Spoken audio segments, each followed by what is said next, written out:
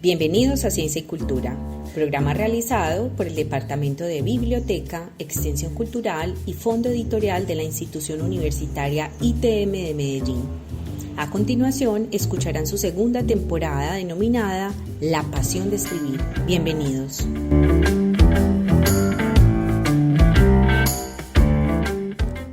Hoy en nuestro podcast de Ciencia y Cultura, la temporada La Pasión de Escribir está acompañada del profe Carlos Mario Cortés, docente del ITM.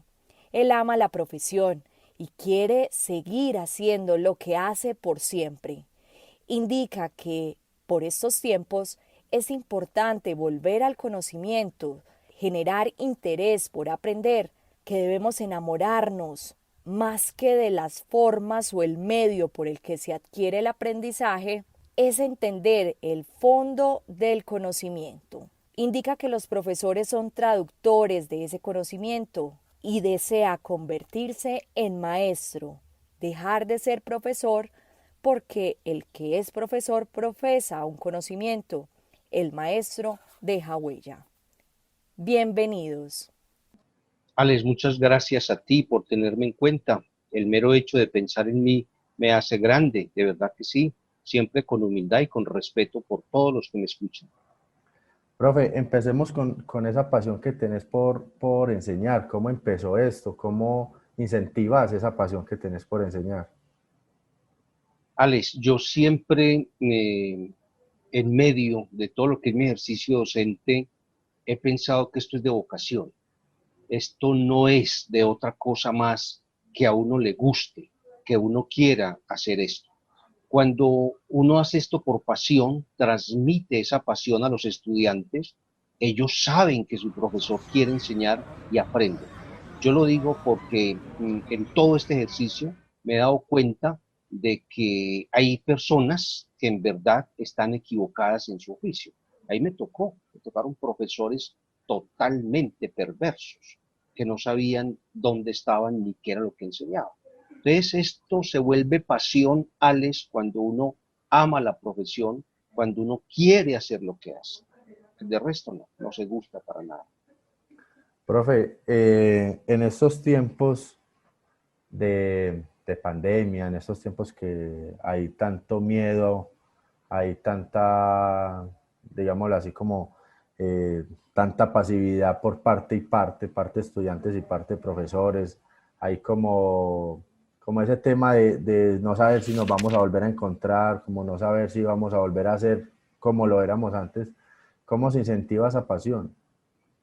Hay que volver, Alex, por el conocimiento. Nos tiene que apasionar, no solamente el estar con las personas, sino con el aprender. Los profesores hemos perdido el contacto físico con los estudiantes y viceversa. ¿Por qué? Porque cada quien hizo del comedor de su casa, de la sala de estudio, el aula de clase, como nosotros lo llamamos. Entonces, tenemos que enamorarnos del conocimiento. Definitivamente esta pandemia nos transformó, nos cambió y tenemos que pensar en el aprender, no tanto en la forma, Alex, sino en el fondo del conocimiento. Entonces, la pandemia nos llevó a utilizar las pantallas, a utilizar los teléfonos, los computadores, no sé, pero eso es un medio de aprendizaje. Entonces, las personas que están enamoradas de aprender, no importa el medio por donde se aprenda. Carlos, ¿crees que en todo lo que ha pasado con la tecnología, que la tecnología, bueno, desde hace mucho tiempo se viene presentando como una extensión de la humanidad, pero en esta pandemia se ha visto aún más? ¿Crees que esa educación va a cambiar? No cambia sustancialmente, Alex. Te lo digo porque la misma amenaza teníamos nosotros cuando llegó el año 2000 y nos decían que los computadores iban a dominar y que entonces los profesores íbamos a sobrar. No. Te cuento que por estas pantallas de los computadores pasa muchísima información, pero no conocimiento. Si tú no digieres esa información, si no transformas esa información que pasa por los computadores, no tendrás conocimiento. Y para transformar todo eso, para eso están los escritores y para eso están los profesores. Ellos son traductores de todo ese conocimiento. Profe, ahorita nos mencionabas la palabra vocación y quería preguntarte si la vocación, ¿con la vocación se nace o la vocación se hace?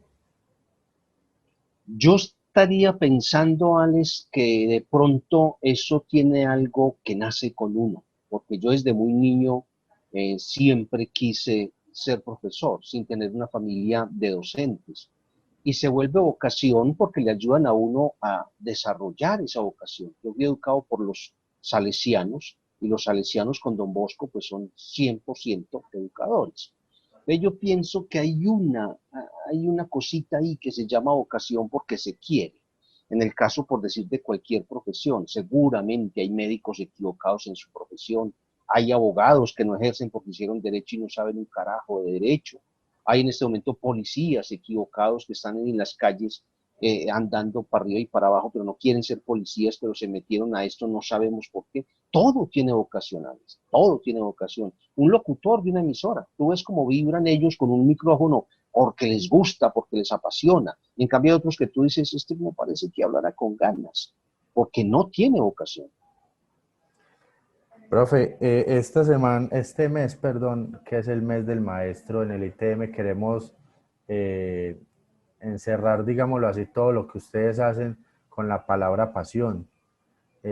¿Cómo nos puede descifrar usted a nosotros esa palabra pasión por enseñar? ¿Qué nos puede decir acerca de todo esto? ¿Y qué ha tenido o qué le ha ayudado a que crezca esta pasión? Alex, yo te voy a responder esta pregunta que es bien difícil, muy difícil, te la voy a responder con mucha humildad. Y es que yo toda mi vida, desde que en estos 35 años de ejercicio docente, mi sueño es llegar a ser un maestro y dejar de ser un profesor. Porque es que ahí está la pasión, ¿verdad? Ahí está la pasión, en el maestro, no en el profesor. ¿Ves? Yo muy respetuosamente admiré a mis profesores porque tuve muy poquitos maestros. Yo en los dedos de mis manos cuento a 4 o 5 maestros. Uno del bachillerato, Juan Quintero, que me enseñó a mí a escribir. Juan Quintero para mí fue un maestro, verdaderamente. Oscar, mi profesor de filosofía, otro maestro. Y otros más, don Guillermo Lenin, ¿cierto? José Olimpo. Tengo varios en mi cabeza, pero te digo son 4 o 5. Los demás fueron profesores, porque les faltó pasión. Hay una diferencia, Alex, y con esto voy a redondear la respuesta. El profesor es el que profesa un conocimiento, lo profesa y lo enseña. El maestro deja huella, porque el maestro tenía pasión por lo que hacía. Eso es. Profe, esta temporada del podcast Ciencia y Cultura, nosotros la llamamos La Pasión por Escribir. Usted también es autor. Usted escribe para un medio y tiene varios libros. Y queremos conocer qué ha hecho esta pasión por escribir. ¿Por qué se creó esta pasión por escribir? Ya sabemos que tiene una pasión por enseñar, pero también tiene una pasión por escribir. ¿Cómo se creó esta pasión y qué lo llevó a escribir de lo que escribe? Alex, hay un punto de partida y es que uno, para escribir, obviamente necesita leer mucho para poder decir cosas. Entonces, yo desde muy joven siempre he leído muchísimo, he leído mucho, eso sí lo digo con humildad, con respeto por todos, pero cantidades de lectura. Y pues yo soy licenciado inicialmente, licenciado en ciencias sociales. Entonces, las ciencias sociales me abrieron muchas puertas y muchas preguntas. Y el que pregunta, pues tiene mucho que averiguar. Y yo averiguando no tenía otro camino sino que leyendo. Ya después, cuando ya tuve mucha información en la cabeza, me di a la tarea de escribir. Y me invitaron, estoy escribiendo ahora en el American News, que es un periódico en Estados Unidos, de Norteamérica. Este año, por invitación, me estoy escribiendo en la revista Serie Star en Canadá, de Quebec, y también en algunos medios de aquí, como Minuto 30 y otras columnas más que hago. Entonces, lo hago es más en el sentido de llamar la atención sobre cosas, ¿sí? Que yo quiero decir, sobre lo que está sucediendo, enseñar muchas cosas. Esa diferencia que te hice hace poco sobre el maestro y el profesor la hice en un artículo. Y así sucesivamente. Entonces uno no se apasiona mucho por todo esto y escribir es un arte definitivamente, como el pintor, ¿verdad? Yo quiero dibujar con letras lo que el pintor lo hace con pinceles. Es bien difícil, escribir no es fácil, no es fácil. Profe, cuando se dice que cuando un autor eh, empieza a escribir, es como desnudar el alma y cuando ya lo entrega a dominio público es como mostrarse ante un montón de gente. ¿Cómo podemos hablar de eso? Es el miedo. Si vale esa analogía o Sí, no. sí, sí, sí, sí, sí, sí, es un miedo tremendo, Alex, te lo digo que es un miedo tremendo, porque cuando tú escribes te desnudas, tú estás desnudándote y la gente está diciendo, está escribiendo por esto, y empieza un montón de cosas, entre comillas, el término morbosidad del autor. Entonces, sí, es desnudarse uno como escritor cuando está haciendo un texto. Y es muy bonito, la escritura es muy bonita porque tú arrancas ritualmente, digámoslo así, en las mañanas a escribir y tú no sabes qué va a pasar. Es como salir a la calle a dar una vuelta, un paseo, una caminada. Tú coges hoy el computador y empiezas a escribir y hay un personaje que te tira por un lado y hay otro personaje que salió con una cosa y terminado el día tú dices, y esto es porque resultaron peleando, yo no iba a pelear con ellos dos. Entonces, es un cuento que tú no sabes de eso, pero es fascinante, es muy bonito sentarse a escribir y poder decir cosas. Profe, mencionó la palabra ritual. ¿Usted tiene algún ritual para escribir? Mm, no tanto como ritual, sino más la soledad. No, para escribir si necesitas reposar, necesitas estar tranquilo. Hay días que uno no escribe porque no está tranquilo. Tú te puedes sentar frente a un computador un día y no te sale absolutamente nada. El primer texto mío, el manual de tolerancia para la convivencia, cuando yo ya iba en 230 páginas que paré, pues yo dije, "Uy, ¿cuándo escribí todo esto? Son 230 hojas. Y en este otro que voy en juicio a la escuela, ya llevo más de 150 hojas. Y uno dice, uy, yo cuando escribo todo esto, cuando uno se pone a pensar que es difícil hacer un ensayo de media hoja, pero si uno lleva 150 o 250 hojas, uno dice, ¿qué vaina es esto? ¿Cómo fluye eso? ¿Cómo sale eso? Entonces es más el estado de ánimo, Hans, y hay estados de ánimo para escribir.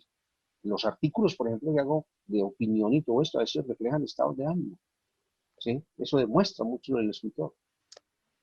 Cuando usted entrega su texto a una editorial, ¿cómo es ese transcurso de entregar el texto, de que se lo devuelvan, de volverlo a reeditar? ¿Cómo es eso? Cómo lo siente? De pronto muchas veces les cambian muchas cosas de lo que ustedes quieren decir y de pronto eh, no digamos frustran, pero sí se siente uno como, venga, pero ¿por qué me quiere cambiar? ¿Cómo ve ese transcurso ahí de entregar una obra y que le devuelvan otra o que se vea publicada otra en muchos aspectos? Claro, yo entiendo tu pregunta. No, hay un contrato que se firma, Alex, hay un contrato firmado. Ese contrato equivale al respeto por la obra. Sin embargo, uno pues sabe que comete errores porque uno todos los días está aprendiendo y para un libro se sienta una junta, por así decirlo, de editores, lo miran, lo leen, lo repasan y dicen, esto aquí está bien, de pronto esto hay que cambiarle aquí, en fin. Pero sí hay mucho respeto. Hay una cosa que sí de pronto se discute mucho, Alex, y estamos todavía esperando, porque yo estoy esperando con la editorial, es sobre el título. Los títulos deben ser títulos que llamen la atención. Los títulos tienen que ser algo en el mercado que sea vendible, ¿cierto? Entonces, es ahí donde las editoriales sí entran de pronto a decirle a uno como autor, miremos esta posibilidad de cambiarle el título a esto, de ponerle un título aquí, un subtítulo allá, porque esto llama la atención. Y en verdad, pues es la forma de servir una comida bien llamativa. Pero en cuanto a la esencia de la obra, no, la esencia de la obra se mantiene, no tendría sentido, la esencia se mantiene. Por ejemplo, yo tengo una esencia, Alex, y es que yo a mis escritos, a mis obras, cuando hago cuentos, y en este caso, pues novelas así cortas, nunca les pongo punto final. Y yo le advierto mucho al editor, no me le vaya a poner punto final ni por nada del mundo, déjemelo así. Entonces, quienes han leído mis cuentos, que no he publicado, tengo muchos cuentos por publicar, dicen, pero Carlos, a esto le falta el punto final. No, no, yo no he terminado, termine usted. ¿Cierto? Esa es una característica que a mí se me respeta cuando yo hago la escritura. Ok, profe. ¿Qué es escribir para usted? Escribir es dejar huella, ¿cierto? E inmortalizarse. A mí me irán a recordar cuando muera, porque dentro de 50 o 80 años alguien va a ir por allá a la biblioteca y va a ver los libros y va a decir quién sería este viejito que escribió esto, que dejó esto aquí. Es una forma de inmortalizarse y puede que esa persona que lo cogió le guste y vuelva y lo edite y vuelva y lo saque, ¿verdad? Las grandes obras de literatura, lo digo pues con humildad, no me estoy comparando con nadie, no fueron representativas en su momento, sino que pasaron los años y alguien por allá las explicó y dijo, venga, yo publico esto, y pasan cosas maravillosas con esos textos que estaban guardados. Profe, ¿algún lugar favorito para leer y para escribir? Sí, sí, sí, sí, sí, sí. Yo siempre me encierro en la alcoba, en la biblioteca, me encierro a escribir y tengo dos sillas, una silla para leer y otra para escribir. De pronto puede ser agüero, no sé, pero tengo dos sillas. Una silla de esas playeras rimas donde uno se recuesta muy, muy chévere y en esa silla he leído mis obras, he leído muchas obras, muchas páginas he leído en esa silla sentado. Y en la silla que escribo, que es otra silla rimas blanca, esa silla me ha acompañado para escribir. Entonces son como lugares, sí, pueden ser agüeros, dice uno, no sé. De pronto esa silla le da inspiración, profe. No, se siente uno en ese lugar donde le da esa tranquilidad y dice, estoy en mi lugar. Entonces, yo, por ejemplo, he hecho el ejercicio de escribir en otras partes, pero yo digo, no, cuando esté en la casa que me siente en mi silla, yo voy a escribir. Puede ser un capricho, puede ser una bobada, pero sale la escritura cuando uno está en su lugar, en su biblioteca, o en su alcoba, ¿cierto? Pero siempre con lo suyo. Profe, ¿usted relee libros? ¿Y Y, por qué? muchísimo, muchísimo, muchísimo, Alex. Yo, por ejemplo, cojo un libro y yo lo leo y le doy el primer pasón, como se dice, el segundo pasón ya es subrayando las cosas para mí muy importantes y un tercer pasón es sacando las frases más importantes. Yo en mi blog, en mi página, tengo frases célebres que saco de los libros de los autores y siempre pongo la página porque en las redes sociales se acostumbra mucho poner frases sin saber uno si es cierto o no, y le achacan frases a mucha gente que no las ha dicho. Les ponen en boca de Nietzsche una cantidad de cosas, en boca de Einstein un montón de cosas que ellos no dijeron, pero con poner la foto de ellos, la gente piensa que eso lo dijeron. No, yo siento mucho respeto cuando leo y releo un libro, saco una frase y pongo la página de donde lo saqué. Profe, ¿qué escritor o libro ha influido en tu trabajo como autor? Pues Alex, yo diría que ha sido García Márquez.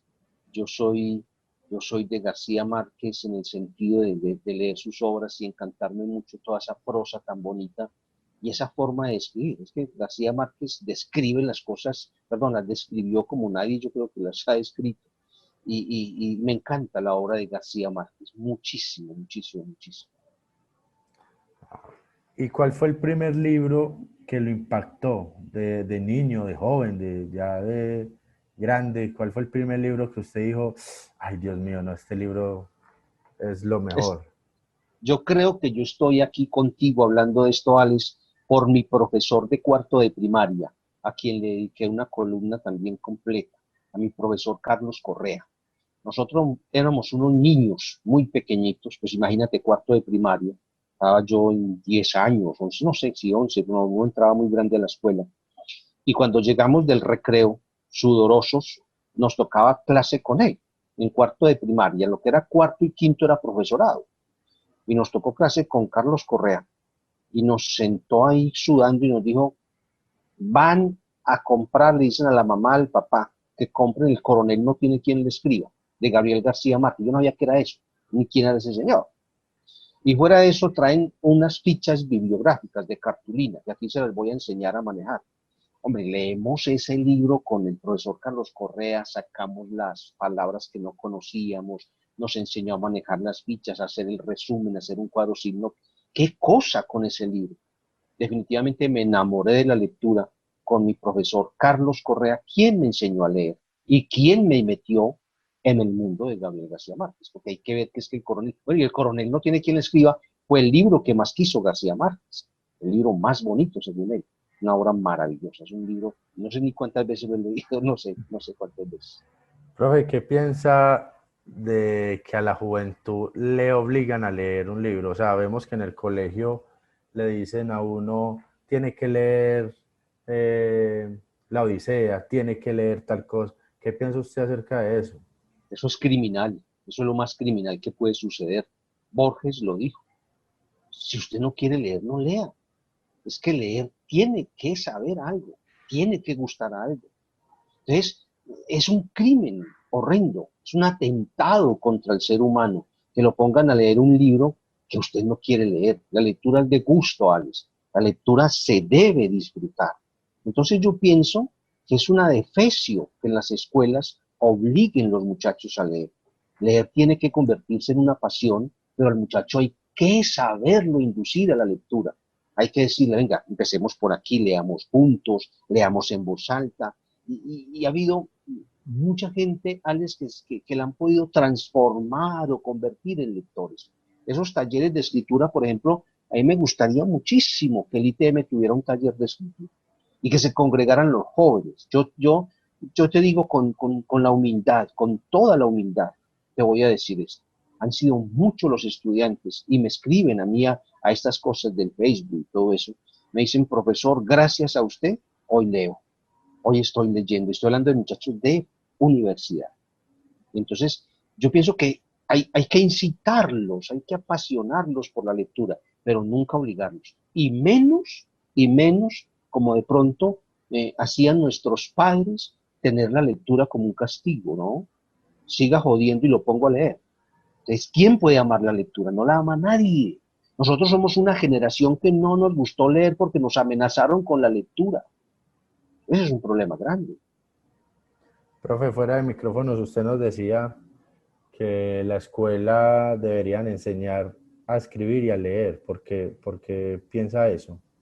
Ah, claro, ahí te estás refiriendo al libro que estoy escribiendo, Juicio a la Escuela. Yo termino ese libro, mm, ya sé pues el final, no he terminado, pero ya sé el final, porque he hecho algunos diálogos entre autores y toda esta gente, es un juicio en el infierno a la escuela. Y Alex, lo único que la escuela debería enseñar es a leer y a escribir. Son dos cosas supremamente necesarias en la educación. Y esto que tú estás haciendo hoy conmigo, resaltando la labor de que el profesor enseñe, el profesor debe enseñar no más que a leer y a escribir. Un muchacho que se la pase toda la escuela primaria, Alex, aprendiendo a leer y a escribir, cuando llegue al bachillerato, que ya sepa leer y escribir, puede tomar muchas decisiones, puede hacer muchas preguntas, puede opinar sobre muchas cosas. Pero es que no enseñamos a leer y a escribir.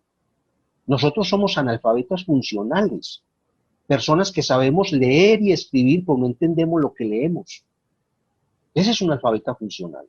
Entonces, yo siempre he soñado, Alex, y en estos años que me quedan de vida voy a defender la idea de fundar una escuela donde de primero a quinto de primaria no voy a enseñar sino a leer y a escribir. Un niño que lea es maravilloso y que escriba mejor. Profe, háganos una invitación para conocer todos esos libros que usted tiene, para que leamos y para que nos apasionemos por la lectura y por la escritura.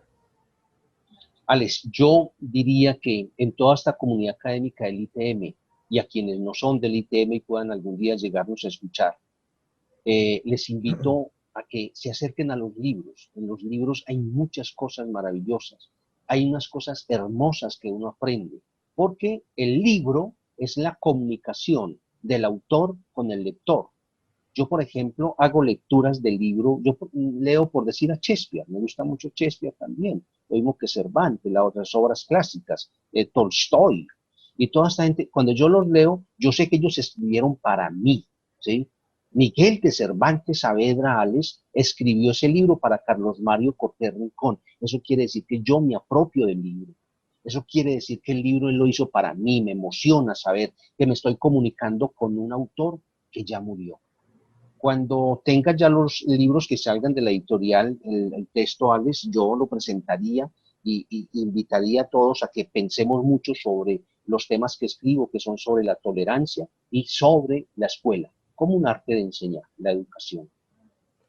Profe, agradecerle por aceptar la invitación al podcast Ciencia y Cultura en su temporada 2, La Pasión de Escribir, sexto capítulo. Queremos, ¿qué Ah, tiene que hacer alguien para que aprenda a escribir o o los que están empezando a escribir, que tengan esa pasión?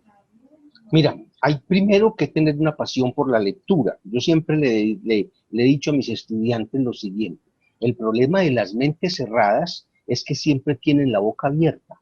Entonces, una mente cerrada es aquellos que no tienen nada que decir, pero abren la boca para decir barrabasadas. Y les ponía en el tablero una frase que les llamaba la atención: quien no lee no puede opinar. Y ellos decían: entonces no vamos a poder decir nada en clase. Yo, claro, es que si no lee, ¿qué va a opinar aquí? Usted no tiene nada que decir. Es quien lee el que opina, porque la lectura te permite entender la cultura. De lo contrario, no hay otra posibilidad. Entonces, es incentivar. Y hay un método para escribir, Alex, con esto me despido, por eso te digo que muy bueno en la biblioteca del ITM que se hiciesen talleres de lectura y escritura. Sería muy bueno para escritores. Dejo un método para aprender a escribir que me lo enseñaron a mí, Memo Ángel, que fue mi profesor en maestría. Eh, Tú, por ejemplo, coges un artículo, te enamoras de alguien que te guste en los periódicos. Entonces coges un autor, te voy a decir, para mí fue Juan José Hoyos. Entonces yo todos los domingos recortaba el, el artículo del periódico El Colombiano de Juan José Hoyos, lo recortaba. Y tenía cuadernos viejos de mis hijos, que siempre quedan hojas al finalizar el año, y yo transcribía. Claro, aún lo hago cuando tengo ratos de ocio. Pongo a un lado el artículo de Juan José y en el otro lado está el cuaderno con mi lápiz y empiezo a transcribir, tal cual como está el artículo de Juan José Hoyos, lo transcribo en mi cuaderno viejo y voy haciendo. Cuando tú has ya transcrito entre 50 o 100 artículos, has interiorizado el estilo de ese escritor. Y tú dices: ¿yo por qué estoy escribiendo así? ¿Verdad? Y aprendiste a escribir. Y tú puedes ir pasando el artículo y mirándome a mí y conversando conmigo, pero estás interiorizando algo en tu interior. Interiorizas un estilo. Todas estas cosas tenemos que compartirlas para que los muchachos en algún momento se entusiasmen por eso de la escritura que es tan bonita.